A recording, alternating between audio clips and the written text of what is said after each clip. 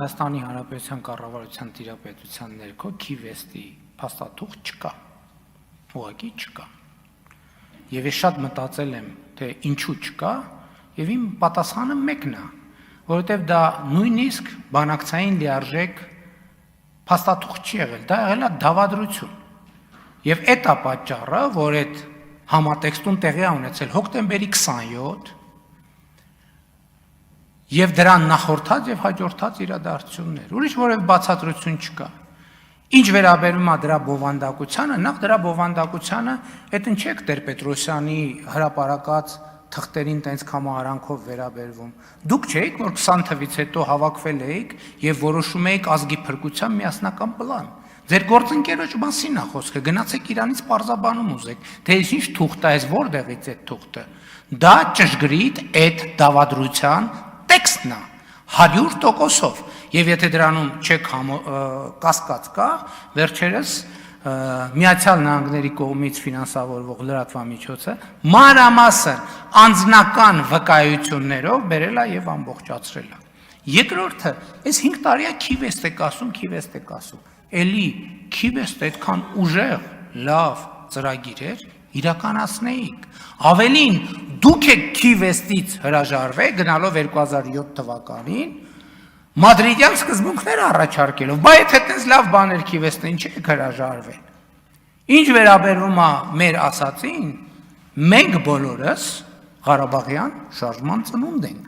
Ես ասում եմ, որ ես առաջին անգամ քաղաքականության հետ առնչվել եմ 7-րդ դասարանի աշակերտ լինելով Ղարաբաղյան շարժման մեկնարկի կապակցությամբ։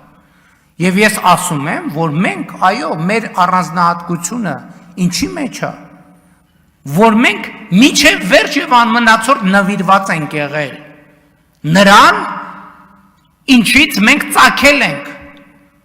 Ես այս ամբյոնից 100 անգամ այդ օրինակն եմ բերել, Անտառի օրինակը, որ գնում ես, մի պահ ասում ես, լավ, մի րոպե, բայց հələ հասկացանք ամեն ինչ։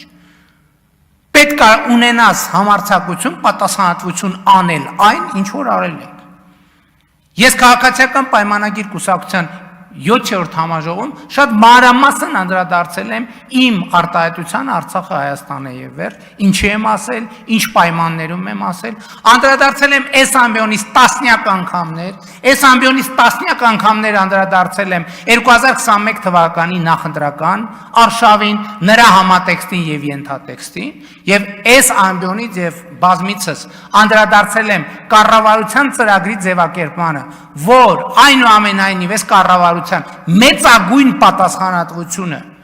ժողովրդի առաջ տարածաշրջանի համար խաղաղ զարգացման դարաշրջան բացելն է։ Մեծագույն նշանակում է ամենամեծ, ամենակարևոր, ամենաառաջնային։ Մեծագույն նշանակում է, որ գալիս է իրավիճակ, որ դու հասկանում ես, որ անհամատեղելի է կամեն պետք է լինի, դու պետքա կատարես ընտրություն։ Այդ է առաջնորդությունը։